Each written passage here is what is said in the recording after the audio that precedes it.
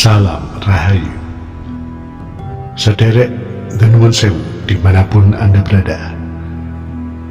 Kali ini The Nuwun Sewu akan mengadakan perjalanan menuju ke daerah istimewa Yogyakarta untuk mendatangi di sebuah candi, yaitu Candi Ratu Boko dan Candi Sambisari. Dan marilah kita ikuti perjalanan The Nuwun Sewu pada kesempatan kali ini.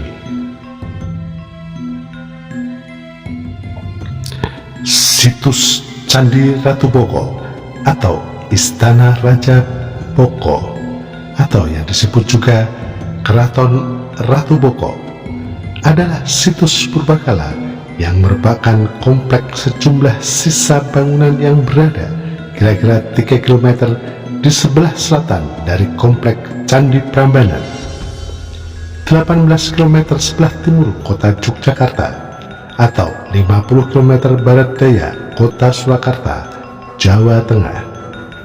Lebih tepatnya di Kelurahan Bokoharjo, Kapanewon, Prambanan, Kabupaten Sleman, Daerah Istimewa Yogyakarta. Situs Ratu Boko terletak di sebuah bukit pada ketinggian 196 meter dari permukaan laut. Luas keseluruhan komplek candi ini adalah sekitar 25 hektar. Gaya arsitekturnya merupakan komplek keraton. Situs ini menampilkan atribut sebagai tempat berkegiatan atau situs pemukiman dan tempat tinggal raja. Ratu Boko diperkirakan sudah dipergunakan orang pada abad ke-8 pada masa Wangsa Sailendra atau Rakai Panangkaran dari Kerajaan Medang atau masa Mataram Hindu. Dilihat dari pola peletakan atau sisa-sisa bangunan yang diduga kuat, situs ini merupakan bekas keraton atau istana raja. Pendapat ini berdasarkan pada kenyataan bahwa komplek ini bukan candi atau bangunan dengan sifat religius, melainkan sebuah istana berbenteng yang sangat kuat dengan bukti adanya sisa dinding benteng dan parit kering sebagai struktur pertahanan. Sisa-sisa pemukiman penduduk juga ditemukan di sekitar lokasi situs ini. Nama Ratu Boko berasal dari legenda masyarakat setempat. Ratu Boko atau bahasa Jawa harafiahnya yang berarti Raja Bangau adalah ayah dari Roro Jonggrang, yang juga menjadi nama candi utama pada komplek Candi Prambanan. Komplek bangunan ini dikaitkan dengan legenda rakyat setempat, Roro Jonggrang. Secara administratif, situs ini berada di wilayah 2 padukuhan, yakni Dusun Dawung, Desa Bokoharjo, dan Dusun Sumberwatu, Desa Sambirejo, Kecamatan Prambanan, Kabupaten Sleman, Daerah Istimewa Yogyakarta. Keistimewaan situs Ratu Boko berbeda dengan peninggalan purbakala lain dari zaman Jawa kuno yang umumnya berbentuk bangunan keagamaan. Situs Ratu Boko merupakan komplek proven, lengkap dengan gerbang masuk, pendopo, tempat tinggal, kolam pemandian, hingga pagar pelindung. Berbeda pula dengan keraton lain di Jawa yang umumnya didirikan di daerah yang relatif landai.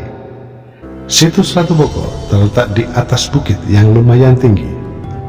Ini membuat komplek bangunan relatif lebih sulit dibangun dari sudut pengadaan tenaga kerja dan bahan bangunan, terkecuali tentu apabila bahan bangunan utamanya yaitu batu diambil dari wilayah bukit ini sendiri.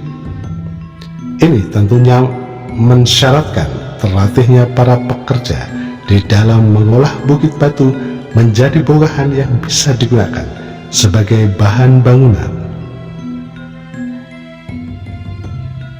Kedudukan di atas bukit ini juga mensyaratkan adanya mata air dan adanya sistem pengaturan air yang bisa memenuhi kebutuhan sehari-hari. Kolam pemandian merupakan peninggalan dari sistem pengaturan ini. Sisanya merupakan tantangan bagi para arkeolog untuk merekonstruksinya. Posisi di atas bukit juga memberikan udara sejuk dan pemandangan alam yang indah bagi para penghuninya. Selain tentu saja membuat komplek ini lebih sulit untuk diserang oleh lawan. Keistimewaan lain dari situs ini adalah adanya tempat di sebelah kiri gapura yang sekarang biasa disebut dengan tempat kremasi, dan ada sebagian yang memperkirakan bahwa situs Ratu Boko ini adalah bekas keraton Ratu Balkis yang nantinya dihubungkan dengan cerita Nabi Sulaiman yang memindahkan beberapa bangunan candi yang dulunya berada di keraton Ratu Boko.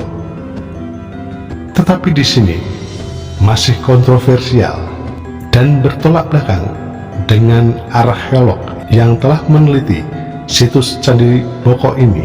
Ratu Boko adalah mahakarya para leluhur bangsa Nusantara, bangunan yang sangat megah, kuat dan kokoh, serta dipenuhi dengan arsitek yang super teknologi. Oke, kita telah sampai di Candi Sambisari. Ada Praja di sini. Oke, kita ikuti perjalanan The Nun Sewu selanjutnya. Monggo dilanjut. Candi Sambisari adalah candi Hindu atau Candi Siwa yang berada di Purwomartani, Kalasan, Sleman, Daerah Istimewa Yogyakarta. Posisinya kira-kira 12 km di sebelah timur kota Yogyakarta ke arah kota Solo, atau kira-kira 4 km sebelah barat komplek Candi Prambanan. Candi ini diperkirakan dibangun pada dekade awal abad ke-9 pada masa pemerintahan Raja Rakai Garung yang berkuasa di Kerajaan Mataram kuno dari Wangsa Sailendra. Perkiraan ini didasarkan pada gaya tulisan lempengan emas yang terbaca Om Siva Stana yang ditemukan di tahun 1977 di komplek candi ini, serta informasi dari Prasasti Wanua Tengah III yang menyebutkan bahwa Rakai Garung memerintah Medang pada awal abad ke-9. Candi ini ditemukan secara tidak sengaja pada tahun 1966 oleh seorang petani di Dusun Sambisari, Desa Purwomartani. Setelah diperiksa oleh Balai Arkeologi Yogyakarta, diputuskan bahwa temuan ini berupa komplek percandian.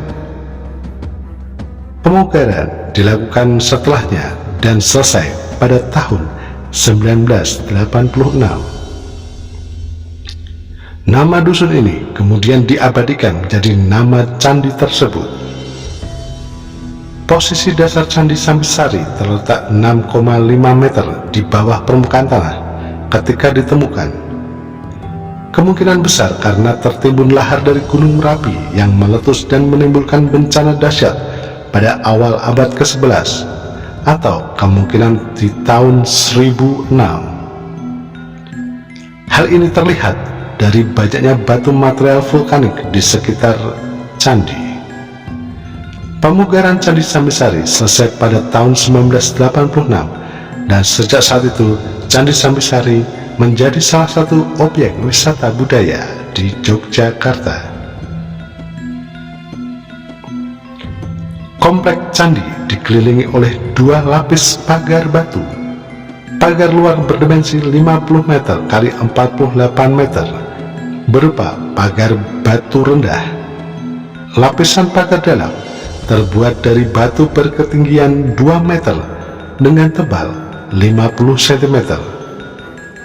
Di dalam pagar berdiri candi utama didampingi oleh 3 candi perwara atau candi pendamping.